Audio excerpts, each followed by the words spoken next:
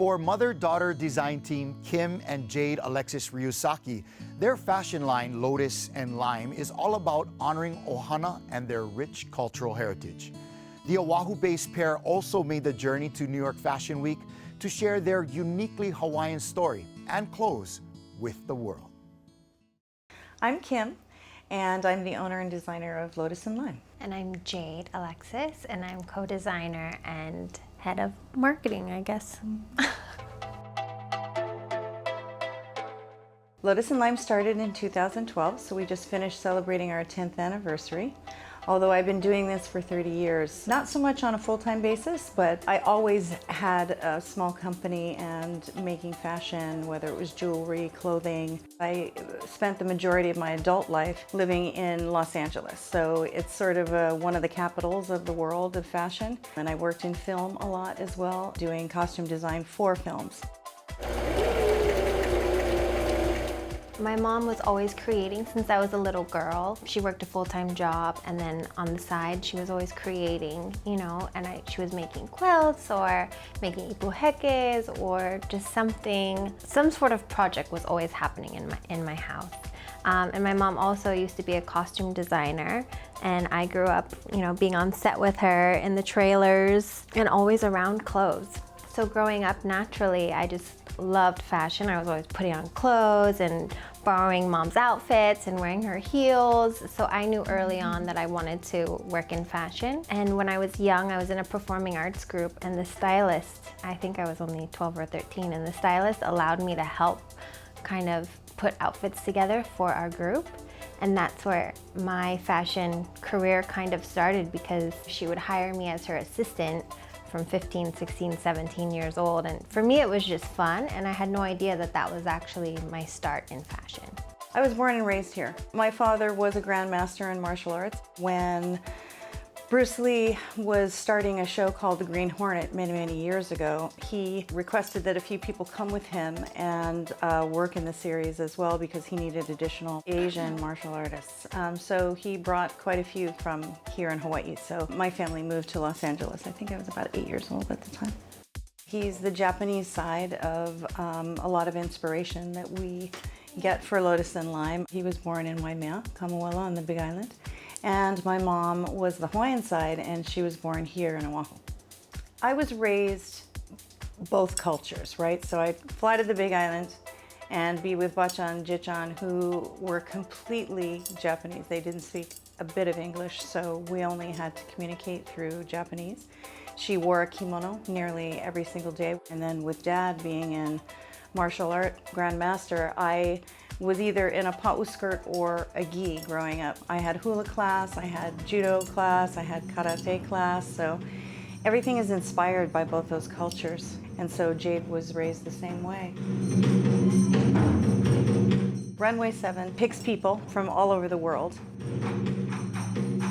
So it was pretty mind-blowing, because I wanted to find out how they chose us, type of a thing. And so she had said that she saw us in the Tribute to Mary Monarch fashion show, which was the year before. And it was shocking. I was excited, a little nervous, because I realized how huge it was. So then I called Jade and I, told her, and she just sort of brushed me off as if it wasn't like a real thing. So it took her actually 4 days. I'm actually a costume designer now. Yeah. And I was on set working, and I was just like, Mom, I don't have time for this. What do you mean we're invited to Fashion Week? Like, okay, for whose show, Like, I thought we were invited to go watch someone's show in Fashion Week. I didn't realize it was to present our line as designers in New York Fashion Week. It was like so left field for me. So when it actually hit me and hit my mom, I called her back and I was like, oh my God! She was Fashion screaming Week, on the phone, so yeah. Yeah, it was awesome.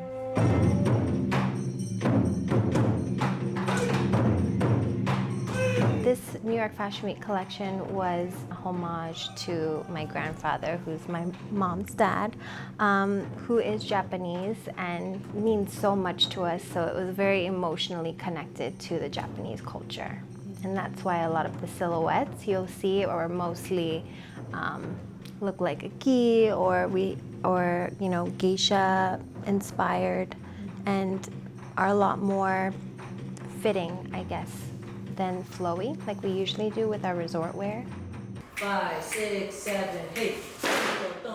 I would say the biggest thing for both of us, which, you know, tends to make us cry every time we talk about it, is that we were feeling my parents and our kupuna very strongly during the whole preparation for it once we arrived there.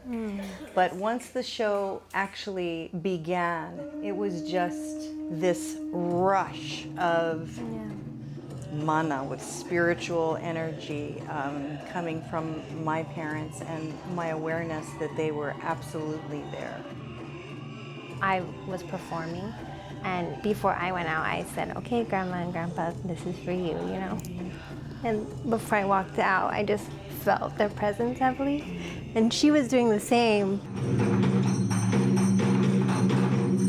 Hawaiian designers, I feel, are different than from anywhere else in the world. Number one, because all of us design from a cultural standpoint, a historical standpoint, ohana oriented, what we saw as a child growing up, what influenced us, and those before us. See, my hair just stood up. It's a story, it's an individual story, no matter which artist you go to as far as fashion designer here in Hawaii. Look at it, they all are coming from their own story. So there is no competition, because we're all telling our own story, and you can't compete with that. You know, it is what it is, and it's a beautiful, beautiful creation. They lay it out for you. This is my story. So the idea has been for a while now to use the Hawaiian genealogy chart in a way that would be the bottom base of a print for us, and an original print.